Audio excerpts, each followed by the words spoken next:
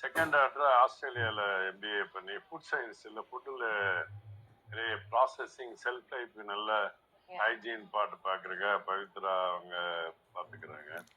தம்பி ஸ்ரீவிஷ்ணும் என்னுடைய பையன் ஒரு ஆஸ்திரேலியாவில் வந்து படித்து நிறைய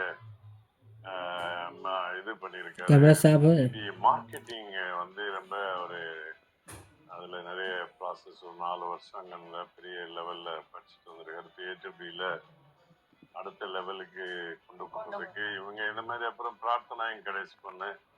இது பின்னாடி நிறைய இருக்காங்க. எங்கள் அக்காவுடைய பொண்ணு சாதனான்னு இருக்காங்க. அவங்க வந்து பெங்களூர்ல பார்த்துக்கிறாங்க. நிறைய ஃபேமிலி மெம்பர். விதைத்தது வந்து எங்கள் அப்பா அம்மா வச்ச இந்த ஆலமரம் மாதிரி அவங்க விதைச்சி கொடுத்ததை வந்து அண்ணாவும் எங்க அம்மா எல்லாம் ஒரு 4 பேரா ஆரம்பிச்சு ரொம்ப பெருமையா இருக்கு.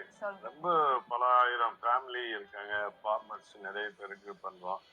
எங்களுடைய ஆசை, அண்ணனுடைய கனவு எல்லாம் அடுத்த ஜெனரேஷன் இது இன்னமும் இன்வால்வ் பண்ணி இதை வந்து இன்டர்நேஷனல்ல கொண்டு போகணுங்கிறது எங்களுடைய லட்சியம். இன்னைக்கு இதுக்கெல்லாம் மொத்த காரணம் என்னன்னு சொன்னா எங்க வாடிக்கையாளர்கள் தான். அவங்களுடைய ஊக்கம், சப்போர்ட் பண்றது. நாங்க என்னதான் நிறை குறைகள் இருந்தா கூட எங்களுக்கு ஆதரவு தொடர்ந்து கொடுத்துட்டு இருக்கனால அவங்க கிட்ட இருந்து கிடைக்கிற பெனிஃபிட்டை கொண்டு போய் நாங்க விவசாயிகளுக்கு தான் சமர்ப்பிக்கிறோம். எங்க பணியாளருடைய குடும்பங்கிறது தான். இது வந்து எல்லாருடைய ஒட்டுமொத்த பரிமாணம் அது. அதனால இவங்க அடுத்த தலைமுறைங்கிறது இவங்க எல்லாம் நிறைய படிச்சுட்டு வந்திருக்காங்க. எல்லாருக்குமே எல்லாத்துலயும் நாலேஜ் நிறைய எங்களை காட்டிலும் ஜாஸ்தி இருக்கு. அவங்களுக்கு எதிர்காலம் இந்த நிறுவனத்துக்கு இன்னும் ரொம்ப ஹரிசங்கர் ப்ரோ, உங்களோட next goal of A to B என்னவா இருக்கும்? என்ன பொறுத்த வரைக்கும் ப்ராசஸ் ஓரியன்டா இருக்கணும். ஆக்சுவலா எஃபிஷியன்சி இன்க்ரீஸ் பண்ணணும். பிளஸ் இன்னொன்னு வந்து பாத்தீங்கன்னா end of the day customer, அதுதான் சென்ட்ரிக். உங்களுக்கு அந்த குவாலிட்டியா இருக்கட்டும் எதுவா இருக்கட்டும், நம்மளோட சக்சஸ் வந்து பாத்தீங்கன்னா கஸ்டமர் கையில தான் இருக்குது.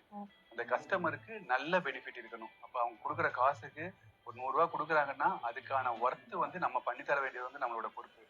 அதுக்கு வந்து பாத்தீங்கன்னா எஃபிஷியன்சியும் ப்ராசஸும் ரொம்ப ஸ்ட்ரிக்டா கரெக்டா இருந்ததுன்னா அந்த 100 ரூபீஸ்க்கான வேல்யூ வந்து அதுக்கு மேல நாங்க கொடுக்கணும். அதுதான் உங்களோட கோலா இருக்கு. அது என்னோட ஒப்பீனியன்.